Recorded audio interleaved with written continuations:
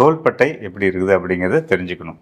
நம்ம தோள்பட்டை அப்படிங்கிறது வந்து முக்கியமான 2 எலும்புகளால் ஆனது. அதாவது இதுதான் நம்ம தோள்பட்டையோட மாடல். அதாவது இந்த இந்த எலும்பு இருக்கு, கை எலும்பு இருக்கு இல்லையா, இது ஹியூமரஸ் அப்படின்னு சொல்றது.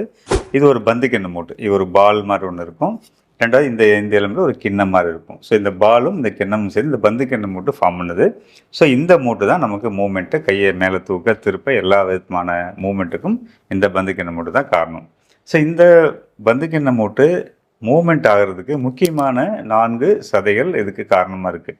இப்போ இந்த அதில் முன்புறமாக இருக்கக்கூடிய சப்ஸ்கேப்புலாரிஸ் அப்படிங்கிற ஒரு மசில், மேலே இருக்கக்கூடிய சுப்ராஸ்பென்டஸ் அப்படிங்கிற ஒரு மசில், பின்னாடி இருக்கக்கூடிய இன்ஃப்ராஸ்பெனடஸ் அப்படிங்கிற மசில், அதுக்கு பின்னாடி இருக்கக்கூடிய டீரிஸ் மைனர் அப்படிங்கிற மசில். ஸோ இந்த மசில்ஸ் எல்லாம் தான் இந்த ஜாயிண்ட்டை மேலே தூக்கிறதுக்கு, திருப்புறதுக்கு, வெளியே திருப்புறதுக்கு, இந்த மாதிரி ரொட்டேஷன் மூவ்மெண்ட்ஸுக்கு மேலே தூக்கிறதுக்கு முக்கியமான காரணம் இந்த மசில்ஸ் தான். இந்த மசில்ஸ் எல்லாம் இன்டாக்டாக இருந்தால் தான் நம்ம வந்து கையை மேலே தூக்க முடியும். இந்த பந்துக்கிண்ண மூட்டு ரொம்ப ரொம்ப முக்கியம். அது எவ்வளோ முக்கியமோ அதுக்கு ஈக்குவலாக இந்த மசில்ஸும், இந்த மசிலோட இன்சர்ஷன், அது இந்த 4 மசில்ஸ் சேர்ந்து தான் ரொட்டேட்டர் கஃப் அப்படின்னு சொல்லக்கூடிய ஒரு முக்கியமான ஜவ்வு. அந்த ஜவ்வு வந்து இந்த எலும்பில் ஒட்டிகிட்ருக்கு. ஸோ இந்த எலும்பு உடைஞ்சாலும் கை மேலே தூக்க முடியாது. அதே சமயத்தில் இந்த ஜவ்வு கிழிஞ்சாலும் இந்த கையை நம்ம மேலே தூக்க முடியாது.